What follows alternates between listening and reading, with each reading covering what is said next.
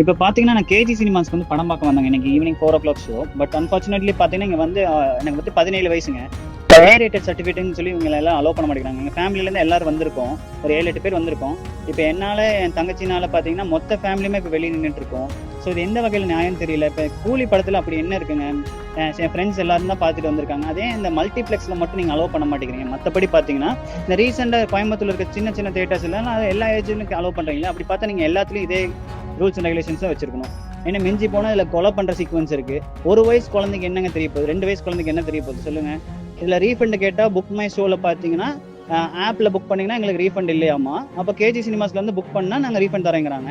So KG இப்பதான் ரீசெண்டா open பண்ணாங்க அன்டாரான்னு சொல்லி அந்த ஸ்க்ரீன்ல. அதுக்கு வேண்டி தான் நாங்க இங்க வந்தோம். வந்து சீரியஸா ரொம்ப ரொம்ப டிசப்பாயிண்ட் ஆயிருச்சு. ஏன் இப்படி பண்றாங்கன்னு தெரியல.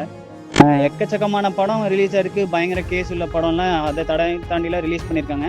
பட் கூலிக்கு வந்து நாங்கள் ரொம்ப ரொம்ப எக்ஸ்பெக்டேஷன் சன் பிக்சர்ஸ் கொடுத்துட்டு அன்ஃபார்ச்சுனேட்லி இப்போ பார்த்தீங்கன்னா, இப்போ எங்களுக்கு பணம் போனது தான் வேஸ்ட்டுங்க. சீரியஸாக சொல்ல போனால் அதுவும் 7 டேஸ்க்கு அப்புறம் ரீஃபண்ட் வரும்னு என்ன கேரண்டி இருக்குது? நாங்கள் 7 நாளுக்கு அப்புறம் மறுபடியும் இங்கே வந்து இந்த 150 பேர் என்ன ரீஃபண்ட் கிடைக்குன்னு சொல்லி என்ன ப்ரூஃப் இருக்குது? அப்படி பார்த்தா நீங்கள் புக் மை ஷோவில் வந்து எல்லா ப்ரூஃப்ஸ் கேட்டிருக்கணும். அதுலேயும் கேட்கல.